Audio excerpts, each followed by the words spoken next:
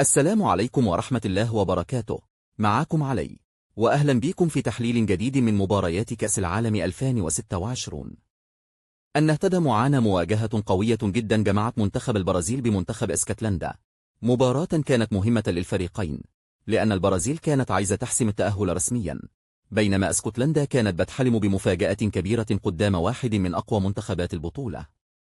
وعلى الورق كانت الكفة بتميل للبرازيل، لكن في كرة القدم مفيش حاجة مضمونة قبل صافرة النهاية، وده اللي خلى الجماهير مستنية المباراة بحماس كبير.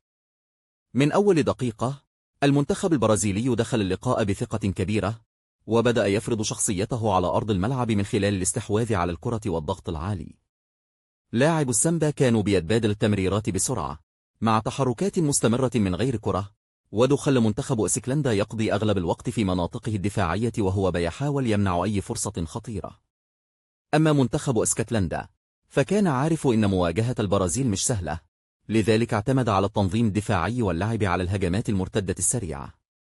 الفكرة كانت إنه يمتص ضغط البرازيل في البداية، وبعدها يحاول يخطف هدف يغير شكل المباراة.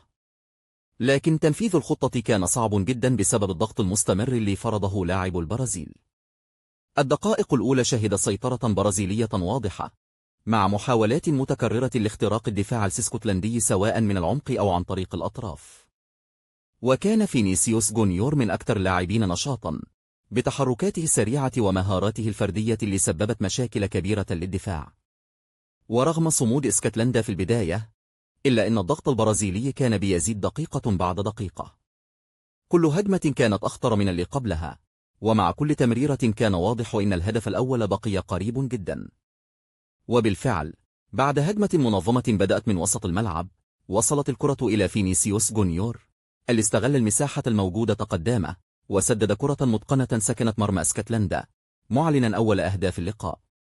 الهدف ده أشعل المدرجات ومنح لاعبي البرازيل دفعة معنوية كبيرة، بينما اضطر منتخب اسكتلندا يغير أسلوب لعبه ويبدأ يهاجم بشكل أكبر. بعد الهدف البرازيل ما اكتفتش بالتقدم، بالعكس استمرت في الضغط بنفس القوة. لاعب الوسط سيطروا تماما على مجريات اللعب، ونجحوا في قطع أغلب الكرات قبل ما اسكتلندا تقدر تبني أي هجمة حقيقية. في المقابل حاول المنتخب الاسكتلندي يعتمد على الكرات الطويلة، لكن دفاع البرازيل كان في قمة التركيز، ونجح في إفساد معظم المحاولات من بدري من غير ما يدي أي فرصة للمهاجمين. ومع اقتراب نهاية الشوط الأول زادت سرعة المباراة، وبقت المساحات أكبر بسبب محاولة اسكتلندا إدراك التعادل. وده كان في مصلحة البرازيل، لأن الفريق بيعرف جدا يستغل المساحات في الهجمات السريعة. وقبل نهاية الشوط الأول بدقائق كاد المنتخب البرازيلي يضيف الهدف الثاني بعد أكثر من فرصة خطيرة، لكن الحارس الاسكتلندي أنقذ فريقه في أكثر من لقطة لينتهي الشوط الأول بتقدم البرازيل بهدف دون رد. لكن الأداء كان بيقول إن المباراة لسهم فيها كتير. مع بداية الشوط الثاني دخل منتخب اسكتلندا بشجاعة أكبر، وحاول يضغط على حامل الكرة ويقرب خطوطه على أمل تسجيل هدف التعادل. لكن البرازيل تعاملت مع الموقف بخبرة كبيرة، وفضلت محافظة على هدوئها، ومن غير استعجال بدأت ترجع تسيطر على وسط الملعب مرة تاني. كل دقيقة كانت بتعدي كانت الثقة بتزيد عند لاعبي البرازيل، بينما بدأ المجهود البدني يظهر على لاعبي اسكتلندا، وذو خلق مساحات كبيرة استغلها لاعب السامبا بأفضل شكل. ومع مرور الوقت بدأ الفارق الحقيقي في الجودة الفردية يظهر بين المنتخبين. لاعب البرازيل كانوا بيتحركوا بثقة كبيرة، والتمريرات بينهم كانت سريعة ودقيقة، بينما لاعب اسكتلندا بدأ عليهم الإرهاق بعد المجهود الكبير اللي بذلوه في مطاردة الكرة أغلب فترات اللقاء. استمرت البرازيل في الضغط، وكانت كل هجمة بتقربها أكثر من الهدف الثاني. وبالفعل بعد سلسلة تمريرات مميزة وصلت الكرة مرة تانية إلى فينيسيوس جونيور اللي أثبت أنه نجم المباراة بدون أي جدال. استلم الكرة بثقة وراوغ المدافع بكل هدوء، وبعدها سدد كرة قوية في مرمى اسكتلندا، مسجلا الهدف الثاني ليه والثاني لمنتخب البرازيل وسط فرحة كبيرة من الجماهير. الهدف ده كان بمثابة الضربة القاضية بالنسبة للمنتخب الاسكتلندي، لأن العودة قدام منتخب بحجم البرازيل وهو متأخر بهدفين كانت مهمة صعبة جدا. ورغم كده، لاعب اسكتلندا رفضوا يستسلموا، وواصلوا المحاولة بكل قوة، وحاول الوصول لمرمى البرازيل سواء بالكرات العرضية أو التسديد من خارج منطقة الجزاء، لكن الدفاع البرازيلي كان في قمة التركيز، والحارس تعامل بهدوء مع كل المحاولات. بعد التقدم بهدفين، المدرب البرازيلي بدأ يجري بعض التغييرات علشان يحافظ على نسق الفريق ويمنح بعض اللاعبين راحة قبل مباريات الأدوار الإقصائية. والغريب أن التبديلات زودت من قوة الفريق بدل ما تقللها، لأن كل لاعب نزل كان عنده رغبة يثبت نفسه ويقدم أفضل مستوى. وفي الدقائق الأخيرة، ومع اندفاع منتخب اسكتلندا بالكامل للهجوم، ظهرت مساحات واسعة جدا في الخط الخلفي، واستغلها المنتخب البرازيلي بأفضل شكل. انطلقت هجمة مرتدة سريعة، وصلت الكرة إلى ماتيوس كونيا اللي انفرد بالحارس، وتحل بهدوء كبير قبل ما يضع الكرة في المرمى، معلنا الهدف الثالث للبرازيل، لينهي المباراة بشكل عملي ويؤكد تفوق منتخب السامبا.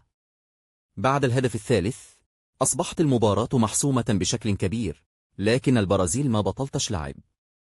الفريق فضل محافظ على استحواذه على الكرة، وواصل تقديم لمحات فنية ممتعة، وسط استسلام واضح من لاعبي اسكتلندا اللي حاولوا تقليل الأضرار لحد صافرة النهاية. لما أطلق الحكم صافرة النهاية، كانت النتيجة بتقول البرازيل 3، اسكتلندا 0. لكن الحقيقة إن النتيجة ما بتحكيش كل حاجة حصلت في المباراة. البرازيل قدمت أداء متكاملا، سواء من الناحية الهجومية أو الدفاعية، وسيطرت على أغلب فترات اللقاء، واستحقت الفوز بكل جدارة. ولو هنتكلم عن نجم المباراة، فما فيش أي خلاف على إن فينيسيوس جونيور كان البطل الأول. سجل هدفين، وكان مصدر الخطورة الأكبر طوال المباراة، وتحركاته المستمرة أربكت دفاع اسكتلندا من أول دقيقة لآخر دقيقة. كمان ماتيوس كونيا استغل الفرصة اللي جت له وسجل الهدف التائل، وقدم مباراة مميزة. ومن الناحية التكتيكية، البرازيل كسبت معركة وسط الملعب بشكل واضح. لاعب الوسط نجحوا في استعادة الكرة بسرعة، ومنعوا اسكتلندا من بناء هجمات منظمة، ودخل الفريق المنافس يعتمد على الكرات الطويلة اللي الدفاع البرازيلي تعامل معها بسهولة. أما منتخب اسكتلندا، فلازم نعترف أنه قاتل على قدر إمكانياته، وحاول يلتزم بالخطة الدفاعية، لكن الفارق في الجودة والمهارة الفردية كان واضح جدا. الفريق دافع لفترات طويلة، ولما حاول يهاجم، ما قدرش يصنع فرصا حقيقية كفاية تهدد مرمى البرازيل. الفوز ده أكد إن البرازيل واحدة من أقوى المنتخبات في كأس العالم 2026، وإنها داخلة البطولة بهدف واضح، وهو المنافسة على اللقب. الفريق بيجمع بين المهارة الفردية، والانضباط التكتيكي، والسرعة في التحول من الدفاع للهجوم، ودي عناصر بتخلي أي منافس يحسب له ألف حساب. في المقابل، اسكتلندا خرجت من المباراة بخسارة مؤلمة، لكن أكيد هتستفيد من الدروس اللي حصل، خصوصا إن مواجهة منتخب بحجم البرازيل بتكشف أي نقاط ضعف لازم تتعالج قبل الاستحقاقات الجاي. وفي النهاية، كانت مباراة ممتعة لعشاق كرة القدم، وشوفنا فيها كل اللي الجمهور كان مستنيه من المنتخب البرازيلي. أداء قوي، أهداف جميلة، سيطرة واضحة، وتأهل مستحق إلى دور آل 32، مع رسالة قوية لكل المنافسين إن منتخب السامبا جاهز لأي تحدي. أشكركم جدا على المتابعة، ولو عجبكم تحليل ما تنسوش تعملوا لايك للفيديو، وتشتركوا في القناة، وتفعلوا زر الجرس علشان يوصلكم كل جديد عن كأس العالم 2026. كان معاكم علي، أشوفكم في فيديو جديد، والسلام عليكم ورحمة الله وبركاته.